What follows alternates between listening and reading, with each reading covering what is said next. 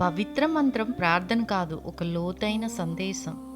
ఈ 3 పదాలు ఒక శబ్దం కాదు, మన హృదయాన్ని తాకే ఓ శ్వాస, ఓ ప్రార్థన, ఓ ఆశ.